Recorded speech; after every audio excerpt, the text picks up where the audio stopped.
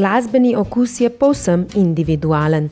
Kaj kdo posluša, kakšno glasbo in kaj je komu všeč, katera pesem ga prevzame, je odvisno od vsakega posameznega človeškega bitja posebej. Ko se ukvarjaš z glasbo, ne moreš biti kot en fijakerski koj z zaprtimi očmi in gledati samo v eno smer.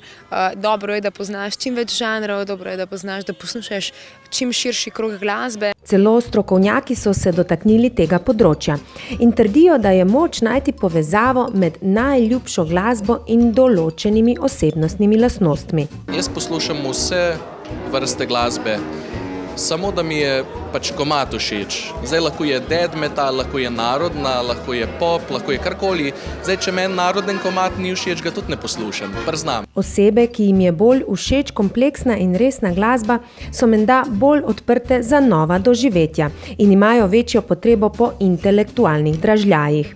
Tak naj bi bil Edo iz ansambla Spev, ki mu po koncu veselice včasih paše kakšna druga zvrst, kot tista, ki jo prepevajo in preigravajo na odru. Po noči, ko se pa lasi špila, kakšna resna glasba. Tisti, ki imajo rajši bolj poskočno in veselo glasbo, pa so po besedah raziskovalcev prijazni in imajo višjo samozavest.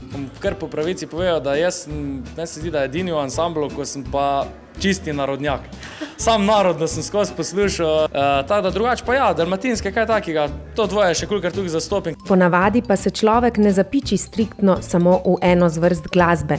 Velikokrat je to, kar nam v danem trenutku paše poslušati, odvisno od situacije, volje, dneva, vremena in drugih zunanjih vplivov. Za svojo dušo nekako še vedno najdem tisti čas za kakšen jazz, klasiko ali kak pop. Jaz tudi rad, jaz jazz poslušam in blues in vse zadeve, tako ima za umiritev. Če pa ima kdo rad predvsem plesno glasbo, pa naj bi bil po značaju bolj spontan in direkten. Kaj pa vi najraje poslušate? Katera je vaša najljubša pesem? Pisem je veselje, žalost, sreča, smeh. Pisem je sozvočje, ki nikdar ni greh. Lepo povedano. Pesem je veselje, žalost, sreča, smeh in nikoli ni greh. Si je vredno zapomniti.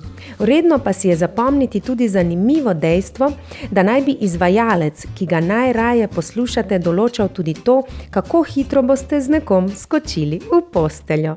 Do zdaj je bila narejena le raziskava na podlagi tujih glasbenih izvajalcev, bi pa vsekakor z veseljem prebrali tudi raziskavo, v katero bi vključili slovenske narodno-zabavne izvajalce.